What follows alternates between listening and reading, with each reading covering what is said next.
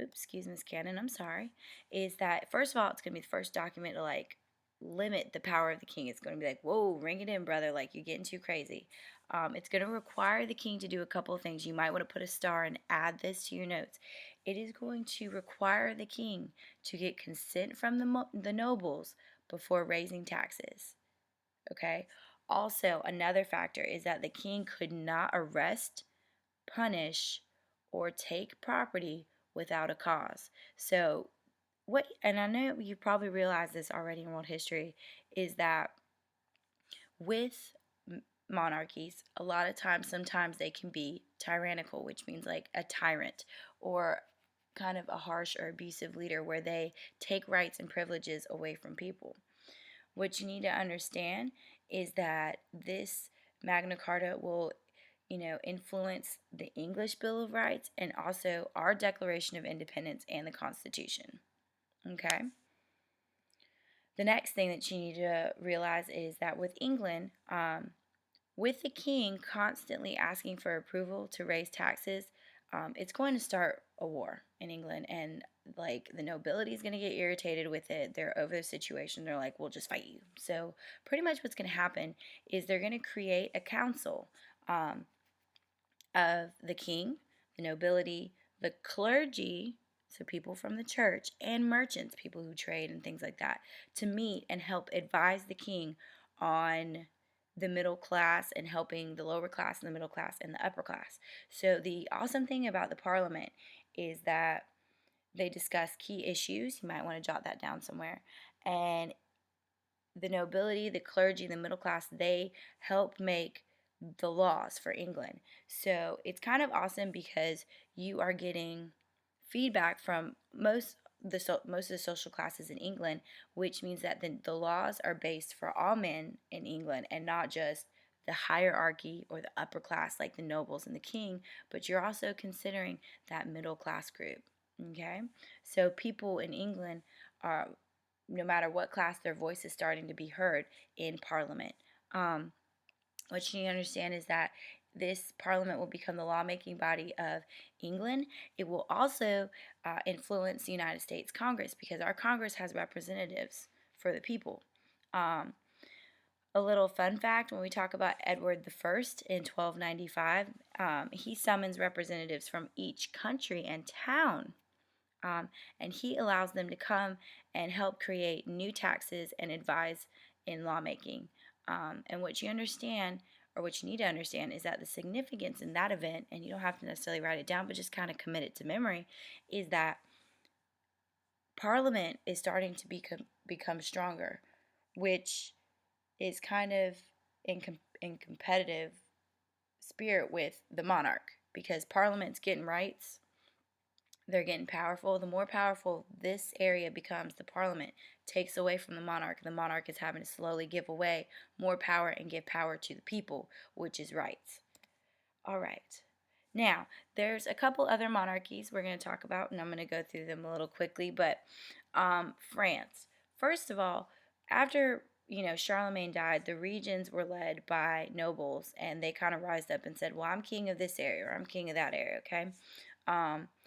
It was more so the western region of his empire. So after Charlemagne dies, and remember that Holy Roman Empire area is France, or some of France, regions are going to be led by nobles after that. But by the mid 900s, Hugh Capet is going to centralize the rule of France, which he'll create the Capetian dynasty. He'll rise to power and centralize France. Now, centralizing means to concentrate control under a single authority, which means pretty much Hugh rolls in and he's like, all right, all of y'all are trying to rule. Well, what's going to happen is all of you are going to listen to me now, and I'm going to be the king and start the Capetian dynasty, which means his dynasty of France is going, his son will take over, and then when his son dies, his son will take over. So he's keeping it in the family, guys, and that's what you need to understand. But to centralize, if you're confused on the word, means to concentrate. It's like, just like, I always think of orange juice concentrate when I talk about like centralizing, because if you concentrate is like condensed packed away all the stuff in one little area, single like container. But then you add water and it spreads all over and creates your orange juice. Well, Hugh Capet is like trying to put the orange juice in the container and concentrate it and keep all of his power and control under a single authority. So that's what's going to happen in France in the 900s. Just keep it in mind. The next thing that's going to occur, remember this was Charlemagne's empire, and later it'll look like this, okay, under Hugh Capet. Another thing, the Holy Roman Empire, all right? The eastern part of Charlemagne's empire, because remember, Charlemagne's empire got divided into some pieces. It gets divided into several small states, which are led by dukes, okay, which are like nobility still in the Holy Roman Empire. By like 936, Otto the Great, which is the Duke of Saxony. Remember we talked about Saxony and how Saxony took over the Anglos over here, and then they made it Anglo-Saxon Britain, and it went from there. But anyway, the point is that Saxony's up in this area here.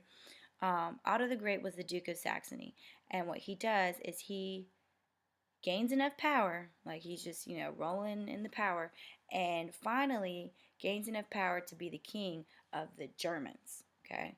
Not necessarily like, we're not super calling it Germany during this time, but they are Germanic people, okay? And he gains enough power to be king of the Germans. Now, Pope John the 10th, or oh, Lord have mercy, the 12th, because this is 10, and this is 1 and 2, so 10 plus 2 is 12, sorry, crowns, yes, I know I'm running on reserve battery power, thank you, computer. He rewards his support by crowning him the Emperor of the Romans in 962. Okay, so pretty much what happens is unite the Holy Roman Empire, which it's holy because you totally have the Pope's support in the Catholic Church, and he takes like Charlemagne's title and like meshes it with John, and he gives it to Otto the Great. Okay, and what's going to happen is that the Holy Roman Empire does not inherit positions during this time, but what they will be is elected. Okay. And dukes with certain powerful states would usually receive the job. Back to the point. So Spain and Portugal, last but not least.